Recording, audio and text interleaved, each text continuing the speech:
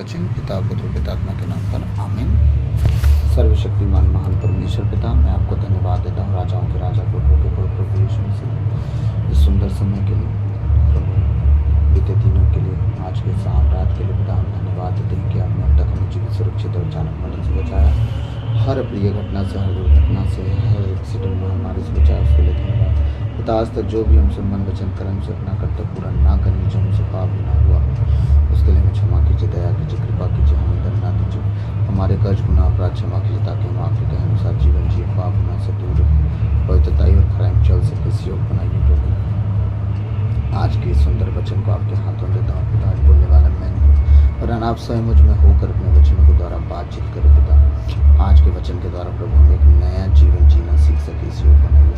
सारी बातों को आपके चरणों में रखते हुए यीशु के नाम पर भक्त आपसे मांगते हुए सुनिए और दया से आमीन। मेरे दिन की शुरुआत हो तू ही, मेरी रातें हो तुझ पे खत्म।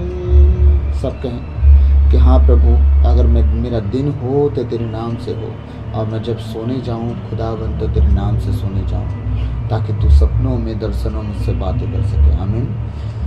मेरे दिन की शुरुआत हो तू ही, और तुझ पे रात खत्म। मैं बैठा रहूं खोजता हूँ, और तुझ में ही रहता मगन। मैं बैठा रहूं खोजता हूँ, और तुझ में ही रहता मगन। यीशु मेरे यीशु, हाँ यीशु, मेरी आदत बन जा, आदत बन जा। यीशु, हाँ यीशु, मेरे यीशु, मेरी आदत बन जा, आदत बन जा। बदल मुझे जिंदगानी से मेरी, अपना किस्सा सुना। यीशु, हाँ यीशु, मेरे यीशु, मेरी आदत बन जा, आदत बन जा। यीशु, मेरे यीशु, हाँ यीशु, मेरी आदत बन जा, आदत बन जा। आप प्रभु से कहें, प्रभु मेरा उठना बैठना चलना फिरना तेरे नियंत्रण में हो, हम अपनी मर्जी नहीं तेरी मर्जी चलाएं। खुदाबंदी से योग बना। वो पाकीज़गी ही अलग है जो तुझसे मिली है खुदा। पाकीज़गी का मतलब पवित्रताई, वो पवित्रताई ही अलग है जो तुझसे मिली है यीशु, है ना। वो पाकीज़गी ही अलग है जो तुझसे मिली है खुदा। ये सलीका है तुझसे मिलन का, अब होना नहीं तुझसे जुदा। बात याद रखिएगा, आप बिना पवित्रताई के, बिना पवित्र जीवन जी के आप यीशु मसीह से मुलाकात नहीं कर सकते। ये तरीका है तुझसे मिलन का, अब होना नहीं तुझसे जुदा। तुझसे, हाँ तुझसे, हाँ तुझसे मैं हूँ पाक सदा, पाक सदा। तुझसे, हाँ तुझसे, तुझसे हूँ मैं पाक सदा, पाक सदा। यीशु, हाँ यीशु, यीशु, मेरी आदत बन जा, आदत बन जा।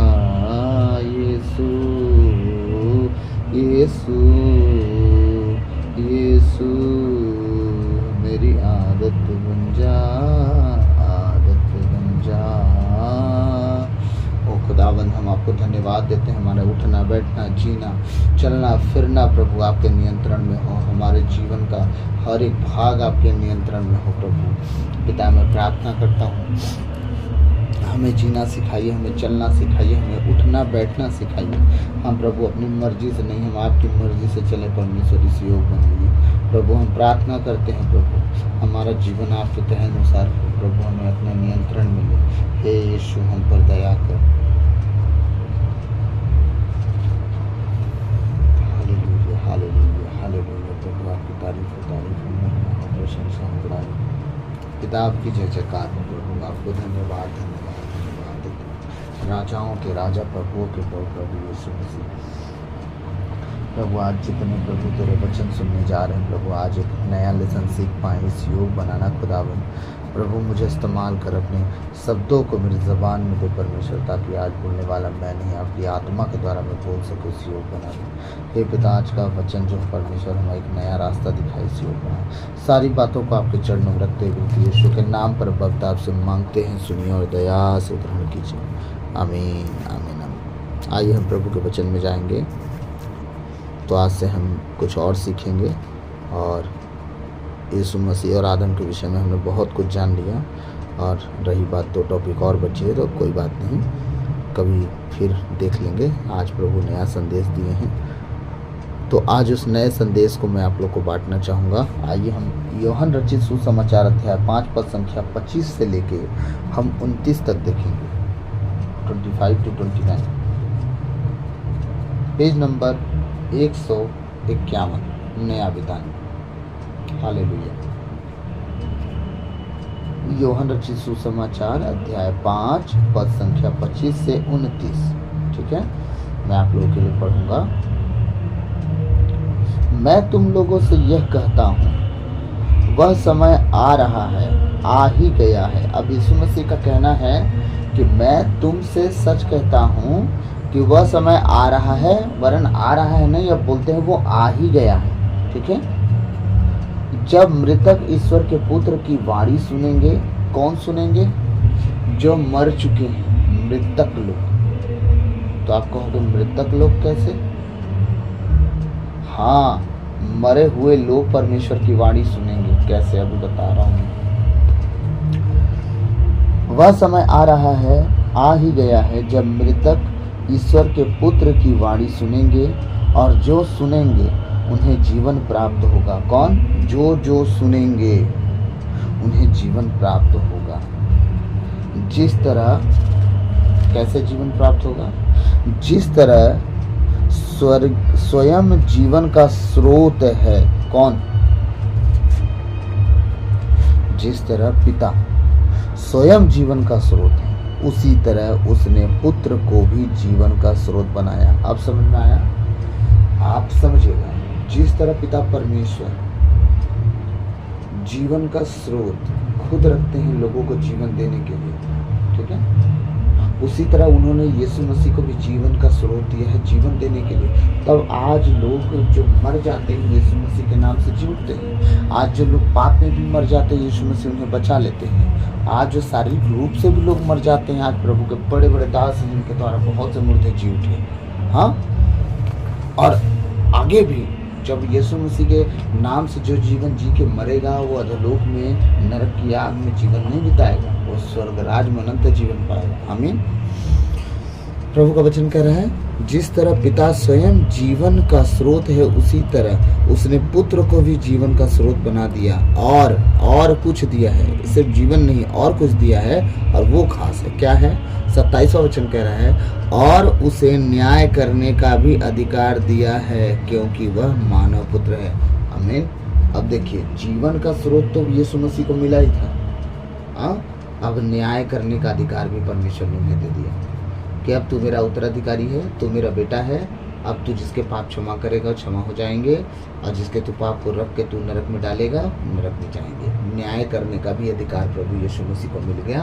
अंत के दिनों में प्रकाशना ग्रंथ में जब आप पढ़ेंगे तो आपको पता चलेगा, मृत्यु और शैतान और उसके साथी लोग सब एक ही गड्ढे में डाले जाएंगे। कौन कौन? शैतान और मृत्यु, और शैतान के जितने चेले साथी हैं वो सब एक ही गड्ढे में डाले जाएंगे। यीशु मसीह 2 धारी तलवार लेके आएंगे और वो काट छांट के अलग कर देंगे, अधर्मी को नरक दंड के लिए और धर्मी को स्वर्ग राज के लिए। अधिकार किसको मिला? हमारे प्रभु यीशु मसीह को। अब आप एक बात समझो, बहुत अच्छे से समझो, अधिकार किसको मिला है? यीशु मसीह को। यीशु मसीह कौन है? पिता परमेश्वर का इकलौता। अब वो किसके लिए मरा? पूरे जगत के लिए, किसी ईसाई के लिए नहीं, किसी यहूदी के लिए नहीं, किसी इजराइली के लिए नहीं। हाँ, वो पूरे पृथ्वी के मानव जाति के लिए मरा। अगर पूरे पृथ्वी के मानव जाति के लिए वो मरा, ठीक है, तो जितने उसे मानेंगे वो धर्मी ठहरेंगे। प्रभु यीशु ने कहा, जो मेरी बातों को मानेगा और उसके अनुसार चलेगा, जो मेरा पिता कहता है उसके अनुसार चलेगा, स्वर्ग राज में अधिकारी हो जाएंगे। ठीक है। अब यहाँ यीशु मसीह कह रहे हैं कि यीशु मसीह को मानने वाले जितने लोग पिता से जुड़ जाएंगे, उसके वचन से जुड़ जाएंगे, वो धर्मी गिने जाएंगे। धर्मी गिने जाएंगे इन द सेंस कि अब आपने पाप छोड़ दिया, व्यभिचार छोड़ दिया, नशा छोड़ दिया, गाली गलौज करना छोड़ दिया, बुराई छोड़ दिया, चुगली निंदा छोड़ दिया, इसकी उसकी करना छोड़ दिया, आपने लूट खसोट छोड़ दिया, आपने लालच करना छोड़ दिया, आपने घूस लेना छोड़ दिया, मतलब किसी का न्याय नहीं बिगाड़ते। अब आप सब कुछ परमेश्वर के वचन के अनुसार चलना शुरू कर दिए। अब आप धर्मी ठहर गए परमेश्वर की नज़र में। जब यीशु मसीह की नज़र में आप धर्मी ठहर गए तो आपको क्या मिला?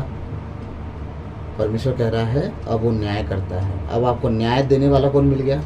वो आपके अधिकार में, आपके हक में मिलने वाला परमेश्वर है। वो कौन? यीशु मसीह। वो आपका चरवाहा है, आपका गड़िया है और आपका मित्र है, आपका भाई है, वो आपका पिता भी है, वो आपका पति भी है। वो कहता है कलीसिया मेरी देह है, मैं उसका सिर हूँ।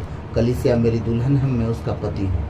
तो पति दुल्हन मतलब मैं आपको समझाना चाह रहा हूँ कि पत्नी इन द सेंस पूरी कलीसिया, चाहे वो बच्चा हो, चाहे औरत हो, चाहे जवान हो, चाहे बूढ़ा हो, चाहे भाई हो, चाहे बहन हो, पूरी कलीसिया मिलके यीशु मसीह की पत्नी बनी है और यीशु मसीह स्वयं दुल्हा बना है पूरी कलीसिया का। तो समझे, उसने कहा कि पति अपनी पत्नी के लिए जान तक दे दे। यीशु मसीह ने अपनी पत्नी के लिए अपनी जान दिया, क्रूस पर चढ़ के पूरी कलीसिया के लिए अपनी जान दे दी। हाँ, अब आप लोग कभी भी अपने आप को छोटा, तुच्छ, कमज़ोर और मतलब ऐसा कुछ भी ना समझें जो यीशु मसीह नहीं चाहते कि आप समझें। उसने इसीलिए अपनी जान नहीं दिया है कि आप अपने आप को तुच्छ समझें, छोटा समझें, कमज़ोर समझें। नो, उसने अपनी जान इसलिए दिया है कि आप अपने को मजबूत पाएं, आप स्वर्ग राज्य के योग्य जीवन जिएं, ताकि जो अधिकार पिता परमेश्वर ने यीशु मसीह को दिया, क्या? जीवन का और न्याय का, उस अधिकार में आपको पहला वाला अधिकार मिल जाए, जीवन वाला। जब यीशु मसीह पुकारे तो आप जी उठो, और दूसरा वाला अधिकार आपके लिए हो कि आप न्याय में भी आप स्वर्ग राज पाना। आमीन। तो अब आपका जब भाई, मित्र, दूल्हा, गड़ेरिया, चरवाहा, सब कुछ यीशु मसीह है, जिसे सारा अधिकार धरती और स्वर्ग में सब कुछ मिल गया है। तो अब सोचो कि जो आपके पक्ष में है वो तो महान है। जब वो महान है तो आप किस बात से डरते रहते हो? ये हो जाएगा, वो हो जाएगा, इसको कैसे करेंगे, उसको कैसे करेंगे। प्रभु ने कहा है कल की चिंता मत करो। उसने कहा कि क्या कल की चिंता तुम करते रहना? नो, उसने कहा कल की चिंता मत करो, कल अपनी चिंता खुद कर लेगा। तो भैया आज जोड़ेंगे नहीं तो कल खाएंगे क्या? यही तो प्रॉब्लम हो गई ना आज। जोड़ने और खाने के चक्कर में हम असल में जोड़ ही नहीं पाए कभी। आज बैठ के सोचिएगा कभी कि आज तक आपने जो जोड़ा, कितना जोड़ा? 100-200 करोड़ जोड़ पाए? जब 100-200 करोड़ आप जोड़ पाए तो क्या प्रभु के साथ आप जीवन बिता पाए? नहीं। तो धरती पर रहना है तो खाना जीना तो जरूरी है। अरे तो फिर परमेश्वर का वचन फिर किस काम का आपके लिए? हाँ, उसने कहा सोसन के फूलों को देख लो, गौरैयों को देख लो, चिड़िया पंछियों को देख लो, ना बोते हैं ना काटते हैं, तो हम भी बोए ना काटे ना। अरे मेरे भाई, मेरी बहन 8 घंटा, 6 घंटा, 12 घंटा इतना ड्यूटी करते हैं ना, बाकी टाइम तो है ना जीने के लिए। उसमें क्या थोड़ा समय भी आप प्रभु के लिए नहीं निकाल सकते? निकालते तो हैं, हम शाम को रोज़ी माला कर लेते हैं, बस माता मरियम से विनती कर लिए। और यीशु मसीह का, पिता परमेश्वर का, पवित्र आत्मा का कहाँ गया भाग? अब थोड़ा सा आगे बढ़िए, समय निकट है, थोड़ा सा और आगे बढ़िए। रोजरी माला के अलावा पारिवारिक प्रार्थना के अलावा खुद का व्यक्तिगत प्रार्थना भी होता है। हाँ, व्यक्तिगत प्रार्थना अलग होता है, पारिवारिक प्रार्थना अलग होता है, कलीसियाई प्रार्थना अलग होता है, संगति की प्रार्थना अलग होती है। कलीसिया में हम मिस्सा करने जाते हैं, लेकिन जब संगति करने जाते हैं तो सिर्फ मिस्सा नहीं होता, वहाँ आराधना होता है, वहाँ वर्शिप होता है, वहाँ वचन प्रचार होता है, वहाँ हम गीत गाते हैं, वहाँ हम किसी के बारे में नहीं सोचते, हम आत्मा में परिपूर्ण होते हैं, नाचते हैं, गाते हैं, खुदा में मगन होते हैं। संगति की प्रार्थना ये होती है। व्यक्तिगत प्रार्थना ये होती है कि आप अकेले बैठें, आपके साथ कोई ना बैठे, आप खुदा के साथ और आप खुदा आपके साथ हो। आप उसे अपने दिल की बात कहें, आप अपने मन की उससे बात कहें, आप उससे कहें कि प्रभु मैं कमज़ोर हूँ, प्रभु मैं छोटी छोटी बातों पे गिर जाता हूँ, प्रभु मुझे छोटी छोटी बातें मुझे पटकती हैं, मैं बातों को नहीं बर्दाश्त कर पाता हूँ, प्रभु मुझे बर्दाश्त करने की शक्ति दे। लोग मुझे कुछ कह जाते हैं, मुझसे बर्दाश्त नहीं होता है, बातें चुभती हैं मुझे। हाँ, प्रभु से कहिए, प्रभु आपको बर्दाश्त करने की सामर्थ्य देगा। धन्य है वे जो मन के दीन हैं, धन्य है वे जो नम्र हैं। याद रखिएगा, परमेश्वर कहता है स्वर्ग राज के अधिकारी होंगे आप। जो आपसे नहीं होता है व्यक्तिगत प्रार्थना में बैठना शुरू कर दीजिए, होने लगेगा। मुझे किसी की बात बर्दाश्त नहीं होती थी, मुझे बहुत गुस्सा आता था, मैं मुंह पे जवाब दे देता था, बुरा लगे अच्छा लगे। लेकिन जब खुदा के साथ अकेले रहना सीख लिया, खुदा ने नम्रता और दीनता का मतलब समझाया। मैं लोगों की सह लेता हूँ, दुखी होता हूँ लेकिन सह लेता हूँ, बुरा लगता है खुदा के सामने कहता हूँ, लेकिन इंसानों के मुंह पे कुछ नहीं बोलता। हाँ, जिसने मुझे कुछ भी कहा उसके मुंह पे कुछ नहीं बोलता। जो मेरे दिल के करीब हैं उनसे अपने दिल की बात शेयर करता हूँ कि देखिए मैंने उन्हें कुछ नहीं कहा, फिर भी उन्होंने मुझे ऐसा कहा। तो थोड़ा बोझ हल्का टाइप से लगता है, लेकिन ये भी मैं यहाँ पे भी गलत हूँ। यहाँ पे भी उन्हें कुछ शेयर करके कुछ फ़ायदा नहीं है। फ़ायदा जिससे शेयर करने से हो, यीशु मसीह है, पवित्र आत्मा। ठीक है, याद रखिएगा आपके साथ एक है और वो पवित्र आत्मा है। यीशु मसीह सिर्फ और सिर्फ पिता के दाहिने विराजमान है। वो जिस दिन उठेंगे वहाँ से, याद रखिएगा, वो न्याय करने आएंगे। दूसरा आगमन उसी को बोलेंगे। अभी वो दाहिने बैठे हैं, वो हमारे साथ उठना बैठना नहीं करते, वो हमारे साथ पवित्र आत्मा को भेजे हैं जो सदा हमारे साथ रहते हैं और त्रिएक परमेश्वर का एक भाग है वो। याद रखिएगा, जो पवित्र आत्मा महसूस करते हैं वो यीशु मसीह महसूस करते हैं, जो यीशु मसीह महसूस करते हो पवित्र आत्मा महसूस करते हैं। जो बातें आप पवित्र आत्मा के सामने रखते हो यीशु मसीह के सामने रखा गया है। जो आप बातें परमेश्वर की ओर से पाना चाहते हैं, जब पवित्र आत्मा यीशु मसीह ने जो बातें आशीष के बदले हमें देना चाहा, तो वो खुद स्वयं आके नहीं, अपने स्वरूप पवित्र आत्मा को स्वयं हमारे पास भेजते हैं। इसलिए ज़्यादा सोचने की ज़रूरत नहीं है, आप प्रभु के साथ व्यक्तिगत बैठिए। मैंने 4 प्रार्थना बता दिया, पारिवारिक प्रार्थना, रोजरी करुणा माला विनती, जो करना है आप करिए। अरे रात में फिर अकेले हुई उसको कहते हैं व्यक्तिगत प्रार्थना। फिर कलीसियाई प्रार्थना जो हम हिस्सा में जाते हैं। फिर हमारे क्या बोलते हैं, संगति की प्रार्थना। संगति की प्रार्थना बहुत मतलब पावरफुल होती है। जब आप संगति की प्रार्थना में जाते हैं, सारे बंधनों से आज़ाद होते हैं, सारे कमी घटी से आज़ाद होते हैं। जितनी बीमारी, जितनी कमियां, कमज़ोरियां, दुष्ट की ताकत, जितने घर में दिक्कतें, तकलीफ़ी, गरीबी, जो भी परेशानियां हैं, जब आप सामूहिक प्रार्थना में इकट्ठे होते हैं ना, संगति वाली प्रार्थना में, जहाँ आराधना होता है, चंगाई प्रार्थना होता है, याद रखिएगा, ये प्रार्थना में जब आप सम्मिलित होते हैं तो आप घर से निकलिएगा तो सोच के निकलिएगा मेरे जीवन में ये दिक्कत है, आज मैं उस प्रार्थना में जाऊंगी और सब दिक्कतें आज़ाद हो जाऊंगा, आज़ाद हो जाऊंगी। आप देखिएगा आज़ाद होके लौटेंगे यीशु मसीह के नाम से, ऐसा होगा।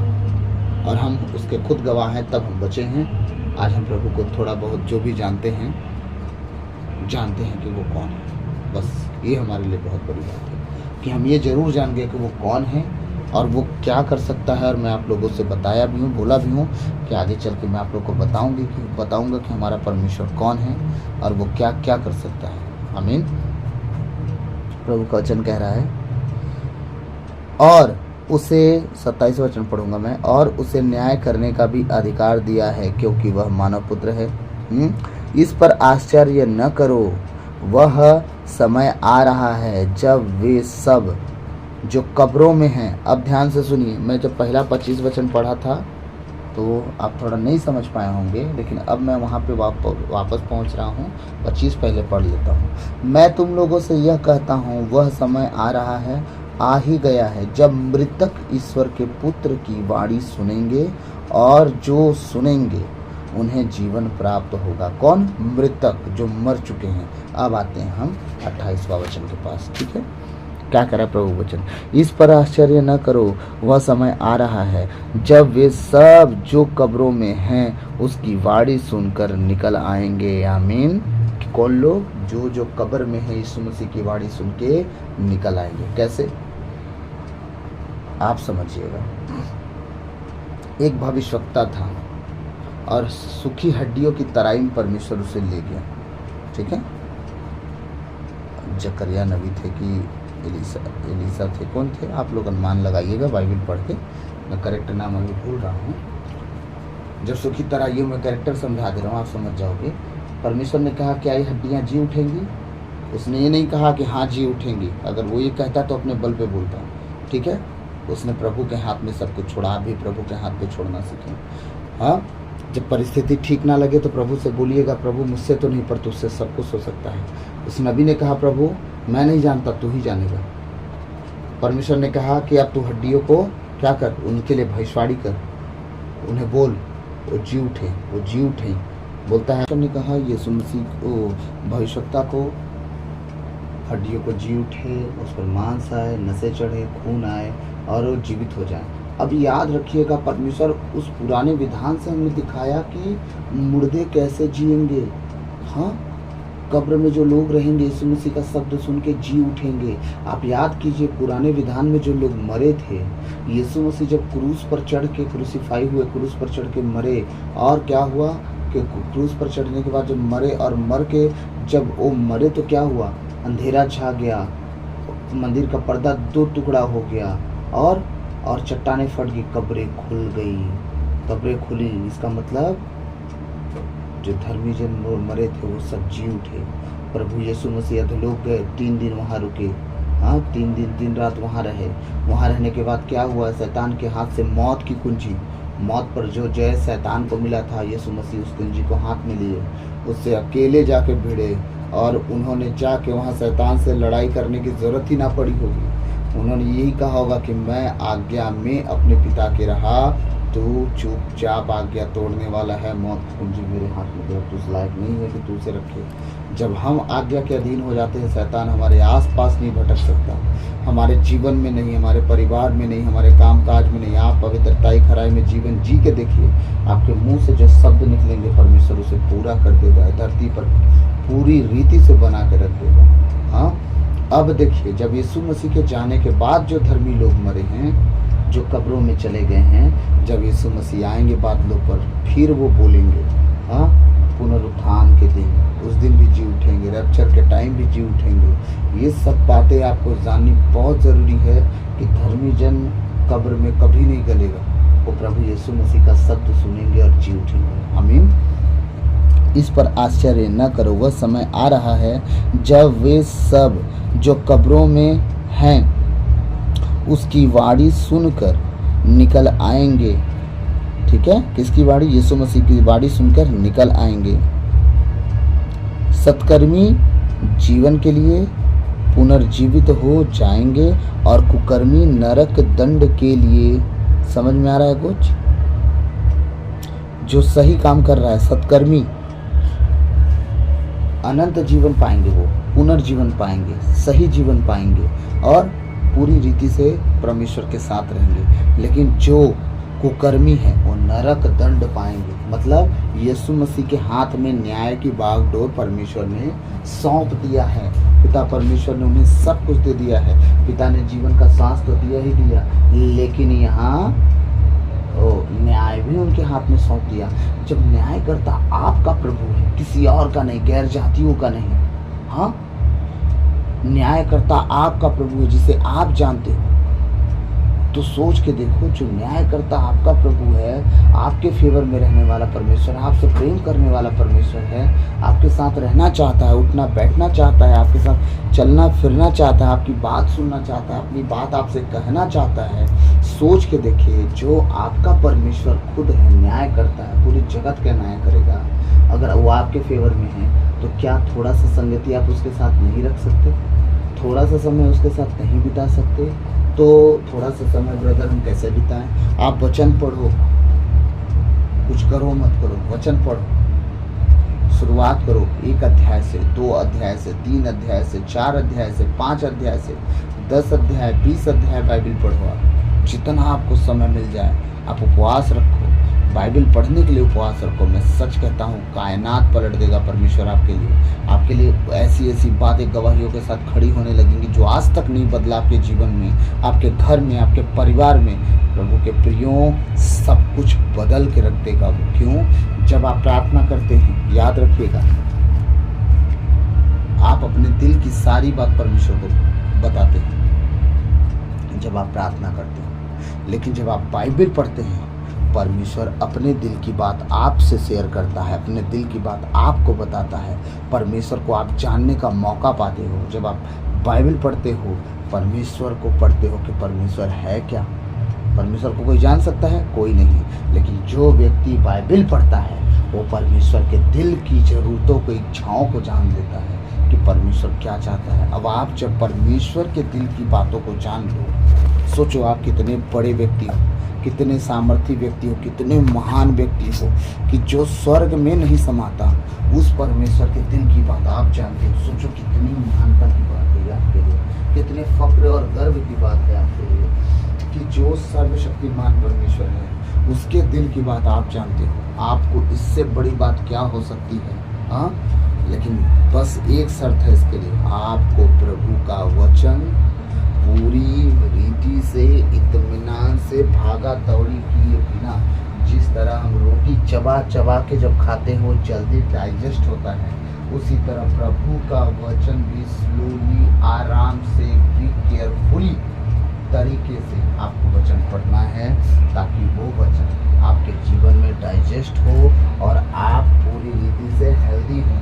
क्योंकि जब आप निकलेंगे तो हेल्दी नहीं होंगे, लेकिन जब चबाएंगे तो इसका मतलब वचन को आप रट्टू तोता की तरह पढ़ के निकल जाएंगे, नॉवल बुक की तरह पढ़ के निकल जाएंगे, पेपर अखबार की तरह पढ़ के निकल जाएंगे, वो वचन आपके जीवन में काम नहीं करेगा। लेकिन जब वचन को स्लोली आराम से पढ़ेंगे, वो वचन बहुतायत से आपके जीवन में काम करेगा। तो प्रभु आज के इस वचन के द्वारा आप सबको, हम सबको आशीष दे। कल से मैं नए नए टॉपिक पे वचन डालने की कोशिश करूँगा कि कुछ चीज़ें हम जीना सीख ले पहले, फिर हम अलग अलग मैटर में आपको सिखाएंगे।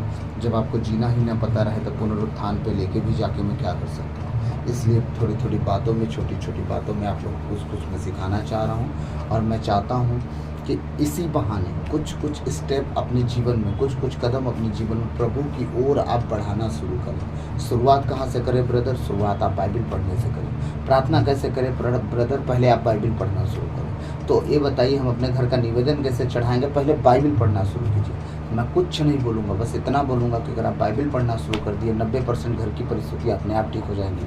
बची 10% आप दुआ कर लीजिएगा बाइबल पढ़ने के बाद कि प्रभु, अगर तेरी इच्छा हो तो मेरा घर सुधर जाए, मेरा परिवार सुधर जाए, मेरे बच्चे सुधर जाए, पर तेरी इच्छा हो। अगर तू चाहता है कि उन्हें ना सुधार के दंड दे, तेरी इच्छा। लेकिन अगर वो सुधर जाते प्रभु तो ज़्यादा अच्छा, दंड होने से पहले वो समझ जाते तो ज़्यादा अच्छा होता। प्रभु से आप जिस तरह चाहे बात रख सकते हैं, वो प्रभु है, बिना उलाहना के, बिना डांटे फटकारे हम पर दया करता है। आमीन। आइए हम अंतिम प्रार्थना में जाएंगे। धन्यवाद धन्यवाद धन्यवाद हे पिता परमेश्वर, पवित्र आत्मा, प्रभु यीशु मसीह, हम आपकी स्तुति, आराधना, महिमा, प्रशंसा, बड़ाई करते हैं। पिता आपकी जय जयकार करते हैं। प्रभु आपको धन्यवाद धन्यवाद धन्यवाद देते हैं। राजाओं के राजा, प्रभुओं के प्रभु, प्रभु यीशु मसीह, आपकी तारीफ हो, महिमा हो, प्रशंसा हो, बड़ाई हो, आपकी जय जयकार हो। प्रभु आपको धन्य धन्य धन्य कहते, राजाओं के राजा, प्रभुओं के प्रभु, प्रभु यीशु मसीह। इस पवित्र जीवित वचन के लिए हम धन्यवाद देते हैं।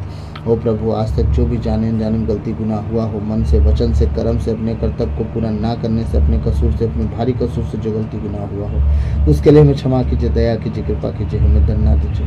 हमारे कर्ज गुनाह अपराध क्षमा कीजिए, ताकि हम आपके कहे अनुसार जीवन जिए, पाप गुनाह से दूर रहे, पवित्रताई और खराई में चल सके, इस योग बनाइए। प्रभु, मैं प्रार्थना करता हूँ जितने ऑनलाइन है परमेश्वर, तेरे वचनों को जो सुन रहे हैं खुदावन परमेश्वर, उनके जीवन में बहुत आयत से आशीष का कारण बन खुदा। उन पर दया कर, उन पर कृपा कर, अपने अपने अनुग्रह की दृष्टि लगा, पवित्रता और खराई उनके जीवन का हिस्सा हो, नम्र और दीन होकर जीवन जिए, ताकि वो तेरे बेटे बेटी तेरे राज के अधिकारी हो सके। इस योग बनाओ प्रभु, वो बच्चे उनका घराना बचाया जाए जिस तरह आपका वचन कहता है प्रेरित 16:31 में। प्रभु हम सबको बचा और हमारे घराने को भी बचा परमेश्वर, ताकि हम सब तेरे नाम की महिमा करें और पुनरुत्थान के दिन में परमेश्वर तेरे राज्य में हम इकट्ठे होकर तेरे नाम का हौसला करें। इस योग में प्रभु मैं धन्यवाद देता हूँ, इस घर को, अपने आप को, अपनी पत्नी बेटी को प्रभु तेरे बलवंत हाथों में देता हूँ, अपने लहू में छुपा कवर और सील कर प्रभु पिता मैं प्रार्थना करता हूँ कोई भी दुष्ट की ताकत हम सबके जीवन में काम ना करे, उसकी आंखें हमारे जीवन में लगने ना पाए। तेरे सामर्थ्य नाम को प्रभु हम मांगते हैं, खुदा हमारे जीवन में लागू कर प्रभु। तू हर एक परिस्थिति में दो धारी तलवार है खुदा, हर एक कमी खटी को काट छाट के अलग करता है प्रभु। हमारे जीवन से हर दुष्ट की ताकत को काट छाट के अलग कर, हमें पवित्र और खरा बना, नम्र और दीन बना परमेश्वर। तेरे कहे अनुसार हम जीवन जिए योग बना। ओ प्रभु हम धन्यवाद देते हैं कि आपने हमारी दुआओं को सुना है। सारी बातों को आपके चरणों में रखते हुए विनती यीशु के नाम पर अब्बा पिता से हम मांगते हैं, सुनिए और दया से ग्रहण कीजिए, आमीन। प्रभु की विनती है, पिता हमारे तू जो स्वर्ग में है, तेरा नाम पवित्र किया जावे, तेरा राज जावे, तेरी इच्छा जैसे स्वर्ग में है वैसे इस पृथ्वी पर भी पूरी हो। हमारा प्रतिदिन का आहार आज हमें दे और हमारे अपराध हमें क्षमा कर जैसे हम भी अपने अपराधियों को क्षमा करते हैं, और हमें परीक्षा में न डाल दे परंतु बुराई से बचा, क्योंकि राज और पराक्रम और महिमा सदा तेरी ही है, आमीन आमीन। क्रूस का चिन्ह पिता पुत्र पवित्रात्मा के नाम पर, आमीन। सबको जय यीशु, गॉड ब्लेस यू ऑल। प्रभु आप सबको बहुत आज से आशीष दे, आप बच्चे आपका घराना बचाया जाए, प्रभु में आप बने रहें, प्रभु के साथ सदा बने रहें और सदा प्रभु के साथ चले, अपने घर परिवार के लोगों को शिक्षा दें और वचन को शेयर करते रहें, ताकि जिस तरह आप आशीषित हुए हैं आपके घर वाले, परिवार वाले, रिश्तेदार भी आशीषित हों। प्रभु आप सबको आशीष दे। सबको जय यीशु।